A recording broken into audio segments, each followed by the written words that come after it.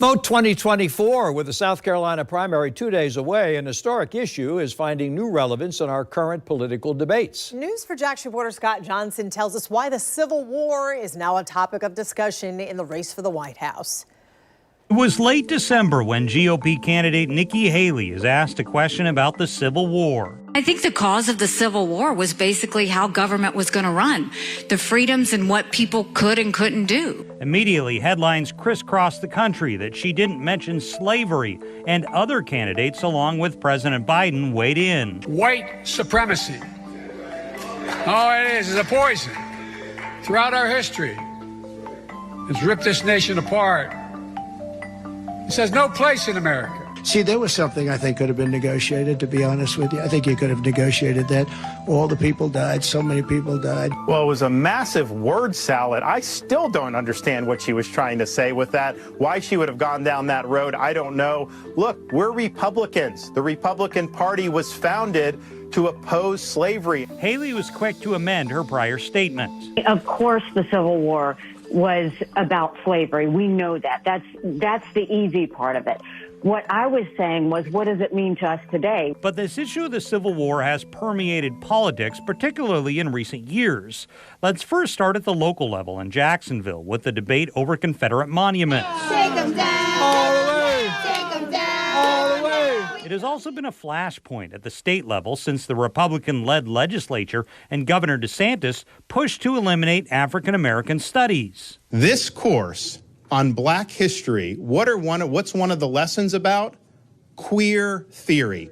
Now, who would say that an important part of Black history is queer theory? That is somebody pushing an agenda on our kids. I just talked to a notable DeSantis critic, Bishop Rudolph McKissick at the Bethel Church, about this. Because there are so many policies that have been put in place to fight a culture war, or as he would call woke ideology, that is demeaning and disenfranchising, revisioning of history, whitewashing history to the extent of saying enslavement was beneficial. News4Jax political analyst Rick Mullaney says mentions of America's Civil War will not end. Scott, we should be very clear. Race is still an enormously important issue in this country. So whether it's affirmative action, whether it's going to be DEI, whether it's the monuments, whether it's the Civil War, you can expect that in the future we're going to continue to have these challenging discussions. One dynamic that's happening in America is if you disagree with someone in person, you can maybe talk and be civil or agree to disagree. However, on platforms like X or Facebook or TikTok, it's a totally different story. Is social media a divided place? Of course it's a divided place. DeJuan Holmes is a digital media executive. Why does this have the penetration as a topical issue, do you believe?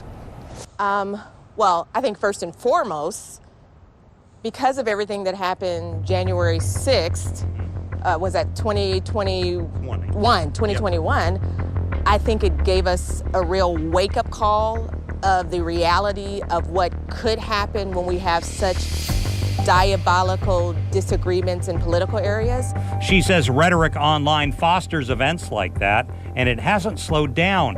When you have people online spouting and disagreeing, but also promoting their truth as the truth, it's hard to get that to calm down. Social media is divided in mom groups. Social media is divided in school groups, but it's also divided in religious arenas and definitely in the political area. She adds the older population is more susceptible to information that is not true. The sort of cultural polarization has become more pronounced. Someone who's done a tremendous amount of research on this subject is Charles Bellinger. More virulent.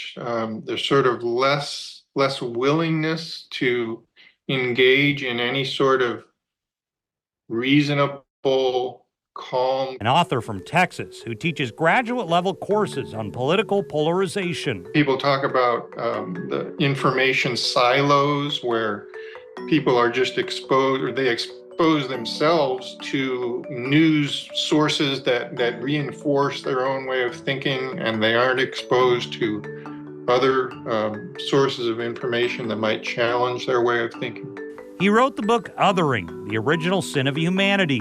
Othering is a sociological term where people treat people differently if they have a different set of beliefs. He says it was prevalent in the Civil War and other times of unrest in our history. It's almost as if we've traveled back in a time machine. 2024 is no exception. Pointing to the Civil War is itself an interesting comparison, because I think it's not too far off the mark to say that our society has become as polarized as it was over the issue of slavery in, let's say, 1850. And as America moves toward a general election season, most everyone we've talked to says expect polarization to increase as the country decides on the next president. Scott Johnson, Channel 4, the local station.